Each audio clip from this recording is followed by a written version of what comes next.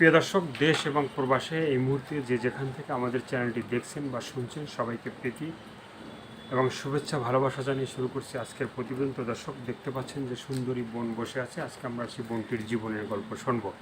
আপু, আসসালামু আলাইকুম। ওয়ালাইকুম সালাম। আসসালামু আলাইকুম। ওয়ালাইকুম সালাম। আপু, নামটা কি? জাসমিন। জেসমিন আপু। তো জেসমিন আপু, আপনি এই ভিডিওর সামনে কেন আসলেন? আসলাম কষ্ট দেখাইছি। মানে কষ্টে আছে? মানে কার কষ্ট, আপনার আমার না ফ্যামিলির? মানে কার কষ্টে আছে? কষ্টটা কি আপনার না ফ্যামিলির? আমার ফ্যামিলির কষ্ট আছে, ফ্যামিলির মতন তার ফ্যামিলিরা থাকে। আমার বাচ্চা আছে, একটা মেয়ে আছে, একটা 2.5 বছর। মেয়েটার অনেক কষ্টে আছে। এর আগে প্রতিবেদন করছিলাম, কিন্তু পরবেশী ভাইরা কে ভালো কথা বলে, কে খারাপ কথা বলে, কিন্তু মনের মতন মানুষ একজনও পায় না। আমার মনের মতন পায় না।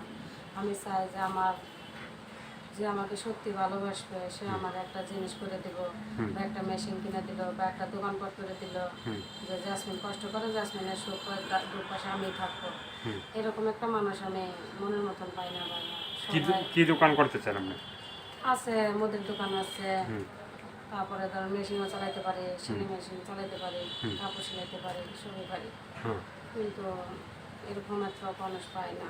মানে কোনো যে প্রবাসী ভাইকে কি বলছিলেন যে আমি মানে দোকানের ব্যবসা বাণিজ্য করতে পারি? হ্যাঁ বলছি, কিন্তু তারা কি করে 500 টাকা দেয়, কি 1000 টাকা দেয়, এদিকে সংসার চলে দিয়ে অনেক কথা বলে, অনেক খারাপ খারাপ কথা বলে তারা। আমি কি করুন, যাই আবারও ভিডিওর সামনে আইসি, দেখি যদি এরকম আরও আছে, ভালো মন্দ সব দিকে আছে, ভালো মন্দ দিয়ে এইসব দুনিয়া। যদি এরকম আবার একটা মনের মতো নিয়ে যদি আমার দায়িত্ব নিব, যে আমার একটা মেশিন কিনে দেবো, যে আমি কাজকাম করে খাইতে পারি, এরকম যদি একটা মানুষ পাই, তাহলে আমরা জীবনের সাথে তাকে বানাইতে চাই। মানে জীবনের সাথী আপনি তাকে বানাইতে চান? যদি আপনি একটা মনের মতো মানুষ পান, তো সেই মনের মতো মানুষটা আপনাকে খুঁজবে আবারও, ঠিক আছে? খুঁজলে আপনার ফোন নাম্বারটা আপনি বলতে পারবেন? ফোন নাম্বারটা মুখস্থ? কষ্টে আছি, আমারে যদি কি ভালোবাসা বা কি মায়া করে বা কোনো করে আমার একটা ব্যবসার জিনিস ধরাই দেয়, তাকে আমি বিয়ের সাথে করতে চাই, বা তাকে আমি তাকে ভালোবাসতে চাই।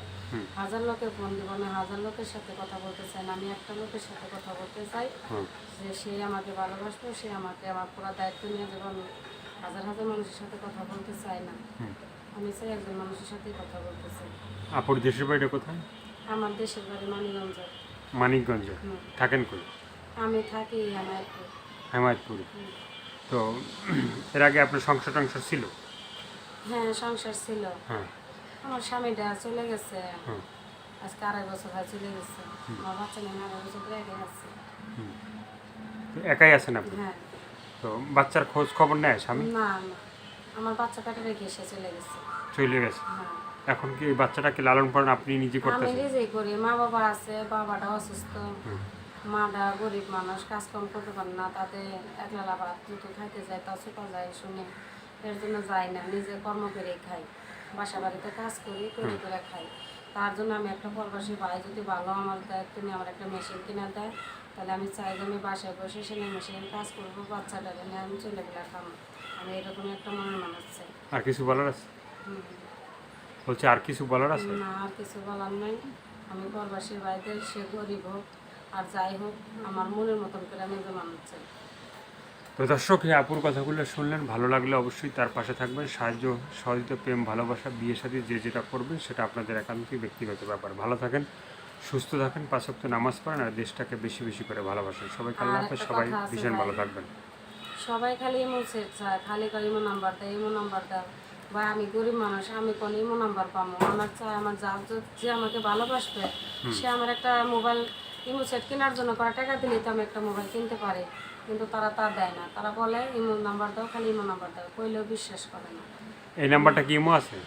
না, আমার নাম্বারটা ইমো নাই। ইমো নাই? না।